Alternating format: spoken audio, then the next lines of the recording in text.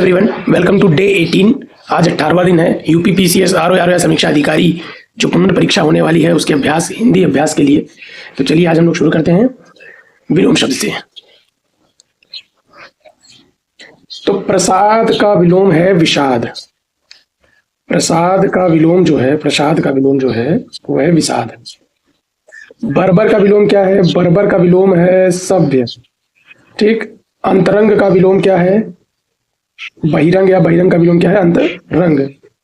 बाह्य मतलब बाहर, और उसका विलोम क्या है? आभ्यंतर। भूगोल का खगोल, और भूलोक का धूलोक। भोगी का योगी। मसृण, मसृण का रूक्ष, मसृण का रूक्ष। परुष का कोमल, परुष का कोमल। से पुरुष हार्ड होता है और महिलाएं कोमल होती हैं, तो परुष का कोमल। परमार्थ का स्वार्थ, परमार्थ का स्वार्थ। तो फिर से देख लेते हैं। प्रसाद का विषाद, बर्बर का सभ्य, बहिरंग का अंतरंग, बाह्य का अभ्यंतर, भूगोल का खगोल, भूलोक का धूलोक, भोगी का योगी, मसृण का रूक्ष, परुष का कोमल, परमार्थ का स्वार्थ। नाउ विल प्रैक्टिस तत्सम तद्भव शब्द। तत्सम ऑन लेफ्ट साइड। तो तृण का तद्भव होगा, तृण का तद्भव होगा तिनका। तिलक का होगा, अब तिलक को सब लोग नहीं कहते, ज्यादा टीका लगा दीजिए, टीका।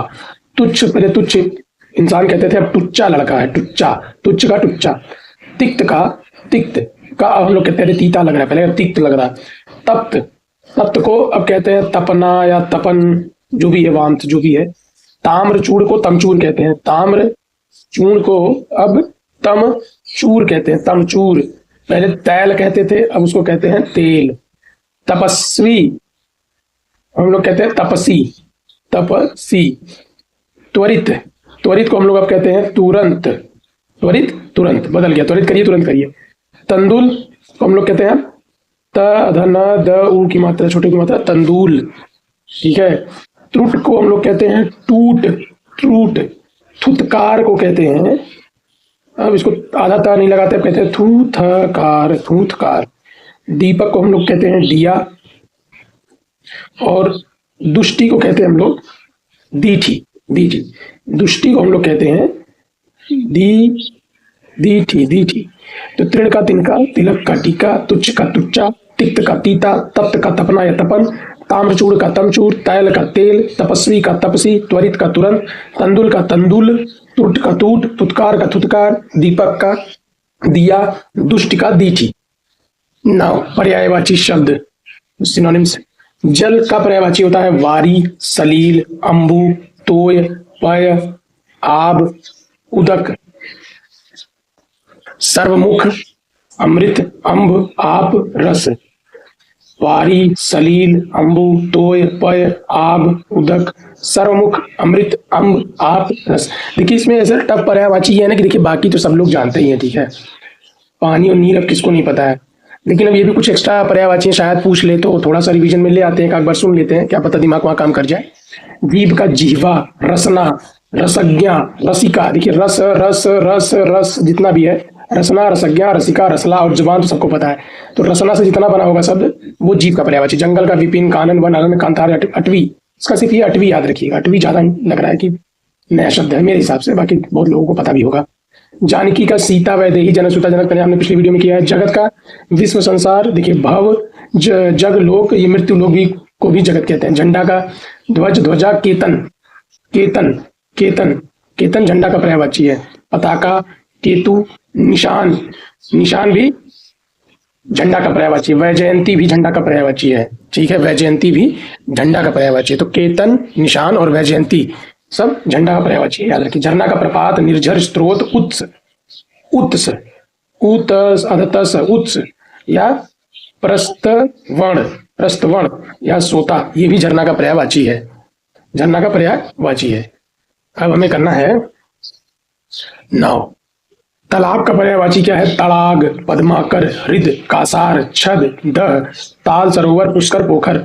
तो देखिए पुष्कर तो एक लेक है, ऐसे हम लोग याद कर लेंगे कि तालाब है, ठीक है। बाकी अब तड़ाग तो सबको पता है, तड़ाग में पढ़िए। पद्माकर याद रखिएगा। कासार, कासार, कासार। ताल भी पता है, दह और हद, छद और दह, छद, छद और दह, छद और दह, दह, छद और दह। ये क्या है? तालाब का पर्यायवाची। तम को तो हम लोग जानते हैं अंधेरा होता है, तो अंधकार। ध्वांत याद रखिएगा, ध्वांत, ध्वांत, ध्वांत किसका पर्यायवाची है? तम, अंधकार का तम, तमसा, तिमिर, अंधेरा सबको पता है, अंधकार भी पता है, पर ये ध्वांत याद रखिएगा। ध्वांत, ध्वांत। तोता का पर्यायवाची है सुक, सुग्गा, सुआ। कीर, कीर याद रखिएगा, कीर, रक्त तुंड और दाड़िम प्रिय। कीर, रक्त तुंड और दाड़िम प्रिय, दाड़िम प्रिय। कीर, रक्त तुंड और दाड़िम प्रिय किसका पर्यायवाची है? तोता का पर्यायवाची है, तोता। जैसे जंगल का देखिए, यहाँ पे देखिए, फटाफट रिवीजन मारते हैं।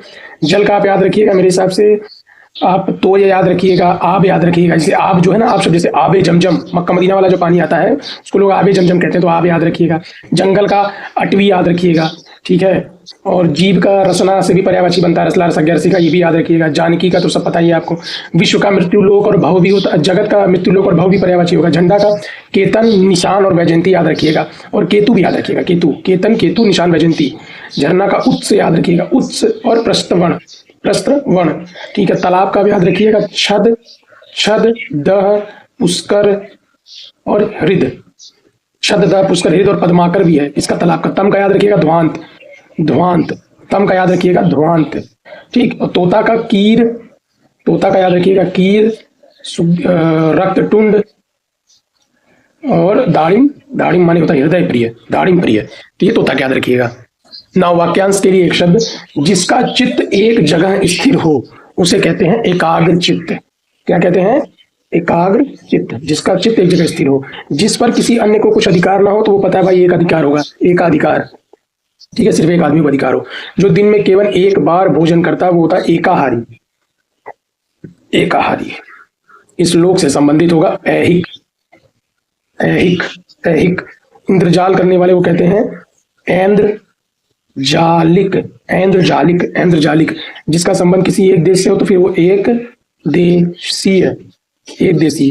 किसी एक पक्ष से संबंधित होता है एक पक्षीय, एक पक्षीय। इंद्रियों से संबंधित क्या होता है? ऐन्द्रिक, ऐन्द्रिक। इंद्रियों से संबंधित क्या होता है? ऐन्द्रिक। इंद्रियों से संबंधित होता है ऐन्द्रिक। इस लोक से संबंध रखने वाला होता है एह लौकिक, एह लौकिक, एह लौकिक। इस लोक से संबंध रखने वाला एह लौकिक। और इसे इस लोक से संबंध रखने वाले कहते हैं एह लौकिक। और इस लोक से संबंधित जो है उसको हम लोग कहते हैं ऐहिक, ठीक है। जो खुद रखता है और जो संबंध ऑलरेडी है, दोनों में अंतर है। तो जैसे कुछ संबंधित है यहाँ बता दिया है तो ये ऐहिक है, लेकिन यहाँ वो खुद संबंध रख रहा है इसलिए एह लौकिक है। जो अपनी इच्छा पर निर्भर हो वो होता है ऐच्छिक। भाई अपनी इच्छा से करो, do it by your will, ऐच्छिक। नौ वर्तनी शुद्धिकरण। धनाढ़ कैसे लिखेंगे? ध ना ड हलंत य, धनाढ़। वेड़ी नहीं होता है, वेड़ी नहीं होता, ये होता है वेड़ी।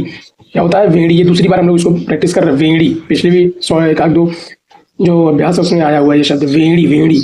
मेढक नहीं, मेंढक नहीं होता है, मेढक होता है, ढक। ये नहीं होता नीचे, ये सिर्फ सिंपल होता है मेढक, ठीक है। घबराना नहीं होता है, घबराना होता है, Rana, Rana.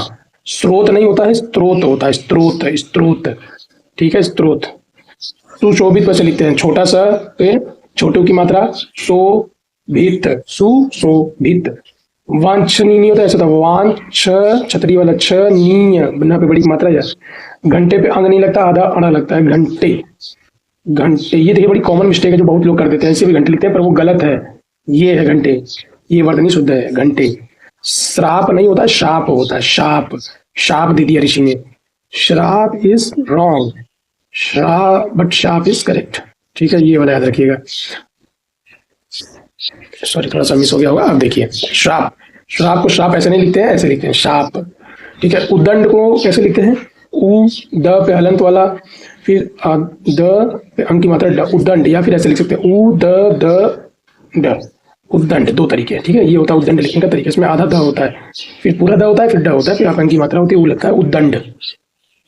Now we'll do विशेष विशेषण। विशेष शब्द आपके लेफ्ट साइड पर है, यहाँ पर। चलिए शुरू करते हैं।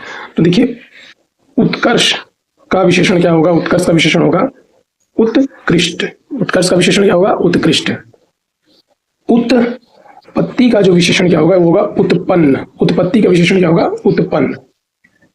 उन्मुक्ति का विशेषण क्या होगा? इनका होगा उन्मुक्त। उन्मुक्त।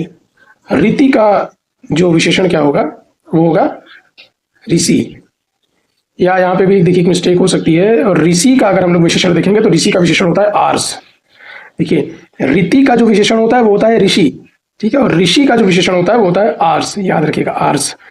ओज का ओजस्वी होता है भाई, ये तो कोई भी कर लेगा। अंकुर का अंकुरित भी हो जाएगा, अंतर का आंतरिक भी हो जाएगा, अंचल का आंचलिक भी हो जाएगा, कपट का कपटी भी हो जाएगा, और कागज का कागजी हो जाएगा। ये बहुत टफ नहीं है। तो बस ये उत्कृष्ट, उत्कर्ष का उत्कृष्ट, उत्पत्ति का उत्पन्न, उन्मुक्ति का उन्मुक्त, रीति का ऋषि, और ऋषि का आर्ष।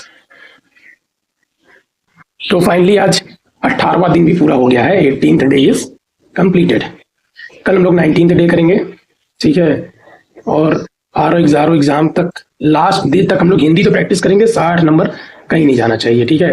कंसिस्टेंट बने रहिए, डेली प्रैक्टिस कीजिए, छोटे छोटे टारगेट्स, स्मॉल टारगेट्स बनाइए, हर दिन उसको अचीव कीजिए, हर दिन उसको प्रैक्टिस कीजिए, और एकदम मतलब अभ्यास इतना अच्छा रहे कि वो एग्जाम तक बस आप क्वेश्चन देखें और आपको पता चल जाए कि ये वाला ऑप्शन करेक्ट है, ठीक है। तो ये 60 नंबर तो ना जाए भाई।